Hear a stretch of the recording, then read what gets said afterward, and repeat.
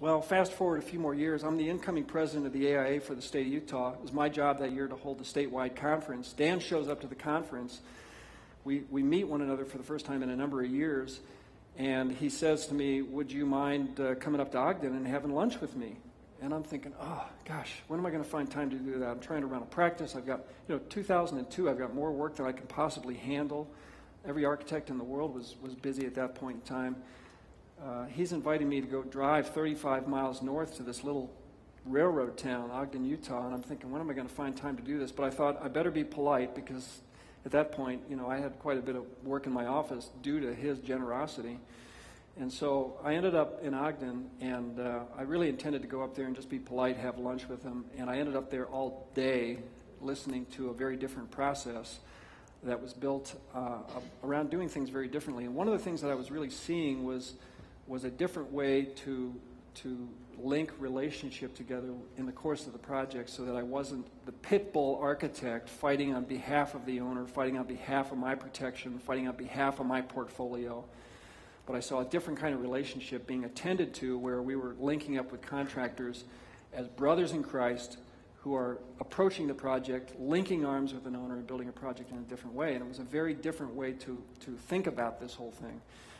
I really went up there just to steal some good ideas. That's really what I did. And I went up there and I was deeply attracted to what I saw. But at the end of the day, Dan's kind of one of those bang decision guys. He said, well, what do you think? And I said, very intriguing. He said, are you ready to come join me? And I'm like, no, are you kidding me? I built this practice up for 14 years. I've got great projects. I'm on my way. No, I can't do that. But unfortunately, at the time, I had just come off my first term missions trip to Cuba, and I was one of those Christians that was living my life in two worlds. I had my feet in two worlds. On the weekends, I was trustee, elder material. I was the guy that I could lead a group. I could talk through any issue. I'm good with words. I knew the Bible. I'd been a Christian for a number of years at that point, but really wasn't living my life consistently because Monday morning I'd get up and go to war. And that's what my job was, is I was either selfishly trying to garner what support I could for my own protection of my own portfolio, or I was out there doing battle with people, destroying relationships, not creating relationships with people. And so, here he is asking me to make this major life change at this point. And I said, no. And in the back of my mind, what I'm really thinking is, this is the guy that named his company Building God's Way. I can't go to work for a company named Building God's Way. I can't do that. And so I said, I don't understand why you named your company Building God's Way. I don't understand, I didn't come right out and say, where do you come off? But that was the tone of my voice. And he just said, it doesn't really have anything to do with us having any special dispensation or favor from God. It has to do with the fact that on these projects, we believe that all of these projects ought to be stewardship driven. And stewardship driven implies a lot of things that don't happen on these projects normally. Fighting with contractors over price is not good stewardship. That's not managing budgets. That's not an excuse for good stewardship.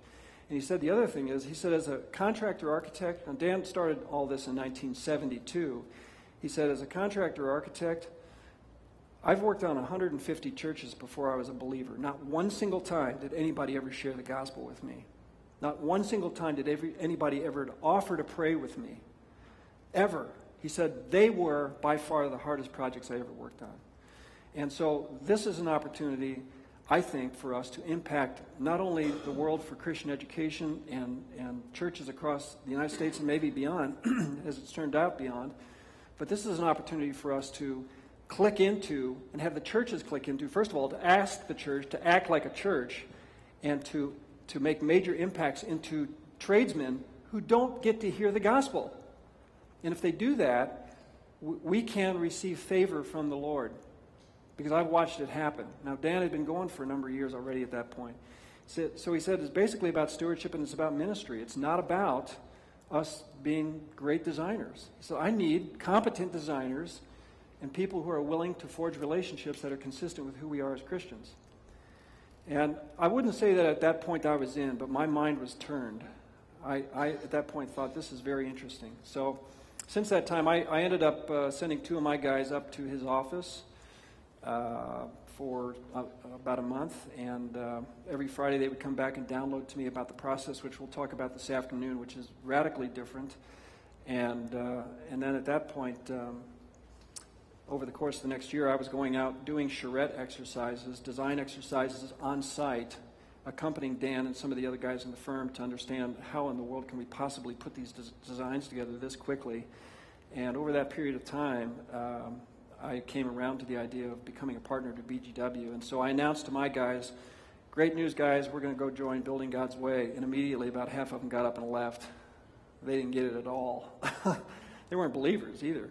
And so they just went the other direction as quickly as they could. They scattered. And some of the core guys in my firm stayed with us. Some of my interns did. We kept moving forward with them. And I sold off a division that we had formed an office up in Park City doing sports planning work and resort work. And my partner, Craig Elliott, who had small children in the house, couldn't travel at that point in life.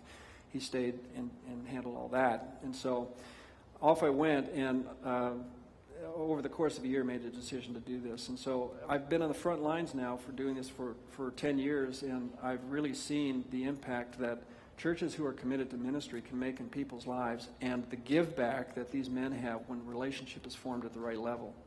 It is a sustaining thing to watch.